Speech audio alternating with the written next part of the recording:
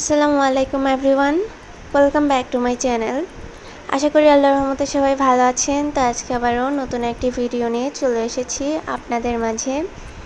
আর আজকের ভিডিওতে আমি আমার কিচেন কিভাবে পরিপাটি রাখি, কিভাবে মেনটেন করি অ্যান্ড কীভাবে ক্লিন রাখি সেটা শেয়ার করব। তো পাশের ফ্ল্যাটের আন্টি বা বিল্ডিংয়ের অন্যান্য কেউ আসলে প্রায় আমাকে বলে যে আমার কিচেন একদম নতুনের মতো কিভাবে। তো আমার কিচেন কীভাবে নতুনের মতো থাকে সেটাই হচ্ছে আজকে আমি আমার ভিডিওতে শেয়ার করব। আর আমি হচ্ছে প্রত্যেক মাসের যে কোনো একদিন আমার কিচেন ক্লিনের জন্য রাখি। ইউজুয়ালি আমার হাজব্যান্ড হচ্ছে মাস শেষে বাজার করে নিয়ে আসে পুরো মাসের। তো যেদিন বাজার করবে এর আগের দিন হচ্ছে আমি কিচেন ক্লিন করে থাকি, তাহলে বাজার আনলে পরে আমি গুছিয়ে রাখতে পারি খুব সুন্দর করে। আর সেটাই হচ্ছে আজকে A to Z আপনাদেরকে দেখাবো কীভাবে আমার কিচেন এত চকচকা আর ফকফকা থাকে।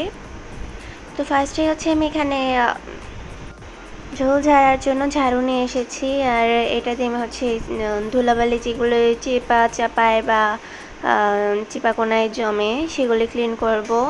তারপর মাকড়সার ঘরটরও জমে থাকে। তো পুরো মাসে দেখা যায় যে একটুই জমে, যেহেতু আমি প্রত্যেক মাসে একবার ক্লিন করি, তাই এত বেশি ময়লা হয় না। তারপরও হচ্ছে ক্লিন রাখার ট্রাই করি, তাহলে দেখা যায় যে খুব সুন্দর একদম নতুনের মতো থাকে। তো দেখতেই পাচ্ছেন আমি একদম চিপা চাপা যা আছে সব কিছু ফুললি ভালো করে ক্লিন করে নিচ্ছি। দেন কিচেনের ডোর উইন্ডো যা আছে সব কিছু ভালো করে ঝোল ঝেড়ে নিব। তারপর ইউজুয়ালি হচ্ছে এরকম নিচের জায়গাগুলি কিন্তু আমাদের ছুটে যায়, ক্লিন করা হয় না। তো আমি এইগুলি ওইভাবে ক্লিন করে ফেলি, তাহলে কিচেনটা একদম পরিষ্কার থাকে। অ্যান্ড আমার কিচেনে যে রেক টেক আছে, রেক শেলফ যাই আছে সব কিছু টেনে টুনে এর চিপা কর্নারগুলিও হচ্ছে আমি খুব সুন্দর করে ক্লিন করে নিব। আর এই কোনাগুলিও কিন্তু ময়লা জমে থাকে, মাকড়সার ঘর বা ধুলাবালি জমে থাকে, তো এইগুলো আমি ক্লিন করব আর কি। আমি যখন স্টার্টিংয়ে মানে আমাদের নতুন বাসায় যখন ক্লিন করতে এসেছিলাম, কি ক্লিন করব মাথায় আসতো না, চিন্তা করতে করতে অনেক সময় ফুরিয়ে যেত। তো যারা হচ্ছে এরকম পরিষ্কার পরিচ্ছন্ন রাখতে পছন্দ করেন তাদের জন্য আজকের ভিডিওটা আই হোপ যে কাজে আসবে। তাহলে বুঝতে পারবেন যে কোন কোন জায়গা কিভাবে ক্লিন করলে তারপর হচ্ছে সারা মাস কিচেনটা ভালো ক্লিন থাকবে। এখন হচ্ছে আমি আমার কিচেনের এই রেকটা ক্লিন করব। তো এই শেলফটা ক্লিন করার জন্য আমি হালকা কুসুম গরম পানি নিয়েছি। আর আমি কিন্তু ক্লিন করার স্টার্টিংয়েই পানি গরম করতে বসিয়ে দিয়েছিলাম। তো এখন কুসুম গরম পানি নিয়েছি, তারপর এর সাথে পাউডার মিক্স করে নিয়েছি। দেন একটা ন্যাকড়া ভিজিয়ে তারপর এটা ভালো করে নিংড়িয়ে হচ্ছে আমি এটা ক্লিন করব শেলফটা। আর ভিজা ভিজা রাখা যাবে না, নাহলে এটা যেহেতু বোর্ডের নষ্ট হওয়ার সম্ভাবনা থাকবে, তাই আমি একদম নিংড়িয়ে শুকনো করে তারপর হচ্ছে ক্লিন করব। আর এই শেলফটার হচ্ছে কর্নারগুলিতে ধুলো ময়লা জমেছিল। তারপর যেহেতু এটা ব্ল্যাক কালার, ময়লা কিন্তু একদম ক্লিয়ার বোঝা যায়, তাই ক্লিন করতেও একটু সুবিধা হচ্ছে। তো এইভাবে আমি হচ্ছে প্রত্যেকটা কর্নার আর পুরো শেলফটা ক্লিন করে নিব। আর আমার শেলফের মধ্যে যেসব বক্স বা জার বা কন্টেইনার ছিল সব কিছু হচ্ছে আমি এখন পরিষ্কার করব। এর জন্য আমি বড় একটা বোল নিয়ে নিয়েছি। আর ইউজুয়ালি বোলটাতে হচ্ছে আমি কাপড় ধোয়ার পর কাপড় ধুয়ে তারপর রাখি আর কি, মেলে দেওয়ার জন্য নিয়ে যাই ব্যালকনিতে যখন বেশি কাপড় হয়ে যায়।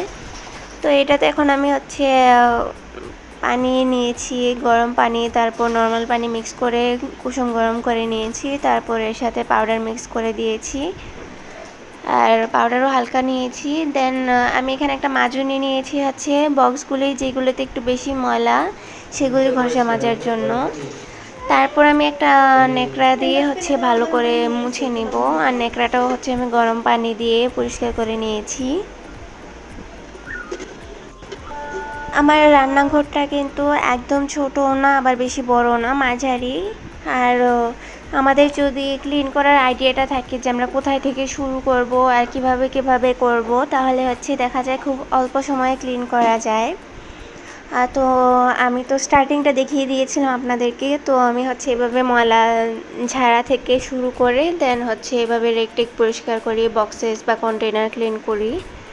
তো এইভাবে খুব অল্প সময়ে দেখা যায় যে আধা ঘন্টার মধ্যে আমার কিচেনটা পুরো ক্লিন হয়ে যায়, একদম নতুনের মতো। এখন আমি হচ্ছে আমার ইন্ডাকশনটা যে পাশে রাখি সেই পাশটা ক্লিন করছি। আর এইদিকে হচ্ছে আমি আমার দুধ, চিনি, কফি, তারপর চা পাতা এইটিসির পট বা কন্টেনার রাখি, তো এই জায়গাটাও ক্লিন করে নিচ্ছি। আর কিচেনটা যেহেতু পুরোটাই টাইলসের, তাই আমি চেষ্টা করি যে পুরো কিচেনের টাইলসগুলি পরিষ্কার করতে। এইভাবে আমি হচ্ছে উপরে উঠে দেন পুরোটাই মুছে নিই। সেটাও হচ্ছে কুসুম গরম পানি আর পাউডার দিয়ে, তাহলে তাড়াতাড়ি ক্লিন হয়ে যায়, এক ঘষাতেই দেখা যায় যে পরিষ্কার হয়ে যায়। আর যেহেতু প্রত্যেক মাসেই আমি ক্লিন করি, তাই এতটা ময়লাও হয় না। সে যাই হোক, যারা যারা ভিডিও দেখছেন অবশ্যই ভিডিওতে লাইক করতে একদমই ভুলবেন না, যদি ভিডিও ভালো লেগে থাকে আর কি। আর যারা হচ্ছে চ্যানেলে নতুন তারা অবশ্যই চ্যানেলটি সাবস্ক্রাইব করে দিবেন, বা যারা হচ্ছে আমার চ্যানেলের ভিডিও রেগুলার দেখেন বাট এখনও চ্যানেলটি সাবস্ক্রাইব করা নেই, তারা অবশ্যই মনে করে চ্যানেলটি সাবস্ক্রাইব করে দিবেন। আর আমি হচ্ছে রিসেন্টলি আমার একটা ভিডিওতে কপিরাইট স্ট্রাইক খেয়েছি, যার কারণে আমার চ্যানেলের রিচটা ডাউন হয়ে গিয়েছে। তো অবশ্যই আপনারা যারা আমার ভিডিও দেখতেছেন আপনারা সুন্দর সুন্দর আপনাদের মতামত আমার কমেন্ট বক্সে শেয়ার করবেন। আর হচ্ছে অবশ্যই 2-3টা করে কমেন্ট করবেন, তাহলে হচ্ছে আমার চ্যানেলের রিচটা ব্যাক আসতে হেল্প হবে। আর প্লাস হচ্ছে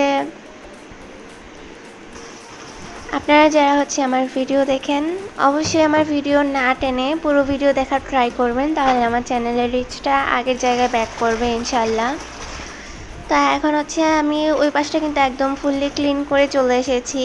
এখন আমার ইন্ডাকশনের সাথে যেসব বক্সেস বা কন্টেইনার থাকে তা আমি হচ্ছে পানির মধ্যে ডুবিয়ে ক্লিন করব। এর জন্য আমি আবার গরম পানিতে এখানে পানি মিক্স করে পাউডার মিক্স করে নিয়েছি। আর দেখতেই পাচ্ছেন কীভাবে আমি হচ্ছে ঘষা মাজা করে দেন হচ্ছে পরিষ্কার করছি। আর এই যে আমার বক্সেসের অবস্থা, এখন এইগুলো আমি হচ্ছে ভালো করে পরিষ্কার করে নিচ্ছি। আমার শেলফে যেসব কন্টেনার বা বক্স আছে এগুলো কিন্তু এতটা নোংরা হয়নি, বাট এই পাশে যেহেতু আমার চুলা বা ইন্ডাকশন রাখা, তাই রান্না হলে সব তেল চিটচিটে ভাব এই বক্সগুলোতেই আসে, তাই এগুলো একটু নোংরা হয়েছে। তো এগুলো হচ্ছে একটু ভালো করে ঘষা মাজা করে হচ্ছে পরিষ্কার করে নিচ্ছি। দেন এখন এই ন্যাকড়াটা দিয়ে আমি আবারও এগুলো মুছে নিচ্ছি। আর ন্যাকড়াটা আমি আবারও কিন্তু গরম পানি দিয়ে পরিষ্কার করে নিয়েছি। দেন আমি সব বক্সেস বা কন্টেইনার আবারও আগের জায়গায় সাজিয়ে গুছিয়ে রেখে দিচ্ছি। আর দেখতেই পাচ্ছেন কতটা ক্লিন হয়েছে, একদম কিন্তু নতুনের মতো মনে হচ্ছে আমার কিচেনটা। তা এখনও কিন্তু আরও বাকি আছে। তো আমার কিচেনের মধ্যে যে অ্যাডজাস্টেবল ফ্যান আছে, অ্যাডজাস্ট ফ্যান, তারপর হচ্ছে জানালা, তো সব কিছু জানালা গ্রিন দেন গ্লাস সব কিছু আবারও ক্লিন করে নিতে হবে। আর অ্যাডজাস্ট ফ্যানটা হচ্ছে এইবার বেশি নোংরা হয়েছে বৃষ্টির কারণে। আর বৃষ্টির পানি কিন্তু এই অ্যাডজাস্ট ফ্যান দিয়ে চলে আসে কিচেনের ভিতরে। আর এইভাবে হচ্ছে এই ফ্যানটা একটু বেশি নোংরা হয়ে গিয়েছে, আর এই জন্য দেখতে পাচ্ছেন এটা বেশি নোংরা দেখাচ্ছে। তো ইউজুয়ালি এটা এতটা নোংরা হয় না। এখন এটাকে ভালো করে হচ্ছে পাউডার আর গরম পানি দিয়ে ক্লিন করে নিচ্ছি। আমার মতে কিচেন ক্লিন করতে অনেকেই কিন্তু ভিম লিকুইড বা ভিম সোপ ইউজ করে থাকেন, আর সেটা হচ্ছে এই যে তেল চিটচিটে ভাব ওঠার জন্য। কিন্তু আপনারা যদি এই যে গরম পানির সাথে ডিটারজেন্টটা ইউজ করেন তাহলে কিন্তু আপনাদের এখানে ভিম লিকুইড বা সোপ ইউজ করার কোনো দরকার নেই, বা ইউজ করার দরকার হয় না। তো দেখতে পাচ্ছেন খুব সুন্দর কিন্তু ক্লিন হয়ে যাচ্ছে। আমি ফার্স্টে মাজুনি দিয়ে পরিষ্কার করে নিয়ে দেন হচ্ছে ন্যাকড়া দিয়ে মুছে নিচ্ছি। আর এই তো এটাও একদম ক্লিন হয়ে গিয়েছে। এখন আমি জানালাটা ক্লিন করব। ভিম লিকুইড বা বার হচ্ছে আমি ফ্রিজ ক্লিন করতে প্রেফার করি, কারণ দেখা যায় ডিটারজেন্ট দিয়ে ফ্রিজ ক্লিন করলেও কিন্তু ফ্রিজে গন্ধ গন্ধ থাকে, একটা গন্ধ ভাব থাকে, আষ্টে গন্ধ। তো আমরা যদি সেটা ভিম লিকুইড বা বার দিয়ে ক্লিন করি দেখা যায় সেই গন্ধটা থাকে না, এটা আমি নিজে করে দেখেছি। আর কিচেন ক্লিন করতে ডিটারজেন্টটাই ভালো কাজে আসে। এখন আমি হচ্ছে জানালার গ্রিল তারপর গ্লাস সব কিছু ভালো করে মাজুনি দিয়ে ঘষা মাজা করে পরিষ্কার করে নিচ্ছি। দেন হচ্ছে নেকড়া দিয়ে মুছে নিব। আর নেকড়াটা বারবার হচ্ছে আমি গরম পানি দিয়ে ধুয়ে নিয়ে তারপর পরিষ্কার করছি। তো স্টার্টিংয়ে গরম পানিটা বসানোর কারণ এটাই ছিল, কারণ গরম পানিটা আমার বারবার ইউজ করতে হচ্ছে এখানে। অ্যান্ড আমি আবারও বলতেছি, যারা হচ্ছে আমার ভিডিও দেখছেন আর ভিডিওতে এখন পর্যন্ত সাবস্ক্রাইব করেননি, অবশ্যই চ্যানেলটি সাবস্ক্রাইব করে দেবেন। ভিডিও ভালো লাগলে অবশ্যই ভিডিওতে লাইক করে দেবেন। দেন আপনাদের ভালো লাগা ও মন্দ লাগা অবশ্যই আমাকে কমেন্ট করে জানাবেন, যেহেতু আমি সবার কমেন্ট পড়ি আর সবার কমেন্টের রিপ্লাই দিয়ে থাকি। তো অবশ্যই আপনারা গঠনমূলক কমেন্ট করবেন, আমি অবশ্যই রিপ্লাই দিব। আপনাদের লাইক ও কমেন্ট কিন্তু আমাদের মতো ইউটিউবারদেরকে ইন্সপায়ার করে ভিডিও আপলোড দিতে বা ভিডিও এডিট করতে। একটা ভিডিও করা, সংসারের কাজের সাথে একটা ভিডিও শ্যুট করা, দেন ওটা এডিট করা কিন্তু মুখের কথা না, এখানে অনেক ঝামেলা পোহাতে হয়।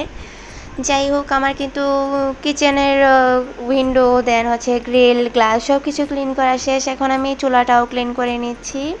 আমার এই চুলা যেহেতু ইউজ হয় না, তাই বেশি নোংরা হয় না, তারপরও আমি ক্লিন করি। কারণ কিচেনে সব কিছু যেহেতু A to Z ক্লিন করছি, এই জিনিসটা যদি ক্লিন না করি তাহলে কিন্তু কেমন যেন লাগে, খারাপ দেখায়। আর তাছাড়া কিচেন ক্লিন করার টাইমে এটাতে তো ময়লা পানি টানি কিছু পড়ে থাকে, তো ক্লিন করে নেওয়াটা মনে হয় যে জরুরি।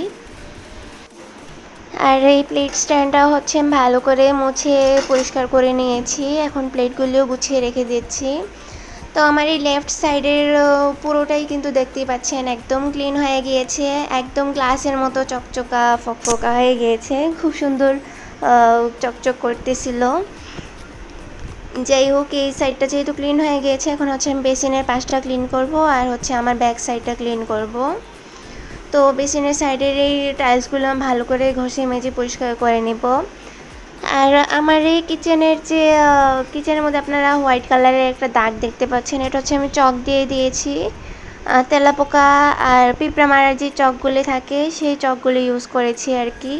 তো দেখা যায় প্রায় বাহির থেকে পিঁপড়া আসতেছে, এই জন্য আমি এটা দিয়ে রেখেছি। আর এটা দেওয়ার পর থেকে কোনো পিঁপড়াই হচ্ছে আর কিচেনে আসতেছে না, এই পাশ দিয়ে অন্তত আসতেছে না। এখন কিচেনের সবগুলো টাইলস কিন্তু আমি ভালো করে পরিষ্কার করে নিয়েছি। এই জায়গাগুলো আমি পানি দিয়ে ভালো করে ধুয়ে নিচ্ছি, যেহেতু আমার পরিষ্কার করা শেষ। আর টাইলসগুলি হচ্ছে আমি ভালো করে নেকড়া দিয়ে মুছে নিব। আর গরম পানি আর পাউডার দিয়ে কিন্তু আমি ভালো করে ঘষে মেজে পরিষ্কার করে নিয়েছি। এখন হচ্ছে নেকড়াটা দিয়ে ভালো করে মুছে নিচ্ছি। আর এইভাবেই হচ্ছে আমি পুরো কিচেনের টাইলস পরিষ্কার করে নিয়েছি। দেন আমার এই কিচেনের উপরে যে সানসেট আছে সেটার মধ্যে আমি যে জিনিসগুলো রেখেছি এটা আমি কয়দিন আগেই পরিষ্কার করেছি, তাই এটা আজকে আর পরিষ্কার করব না।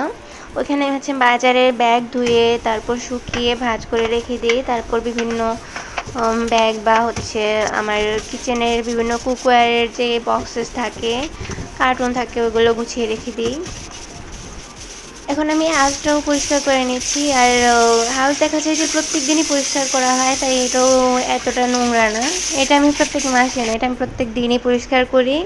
আর বেসিনও কিন্তু প্রত্যেক দিন পরিষ্কার করা হয়, যেহেতু প্রত্যেক দিন রান্নাবান্না করা হয়, তাই রান্নাবান্না শেষে হচ্ছে পরিষ্কার করে নিই আর কি।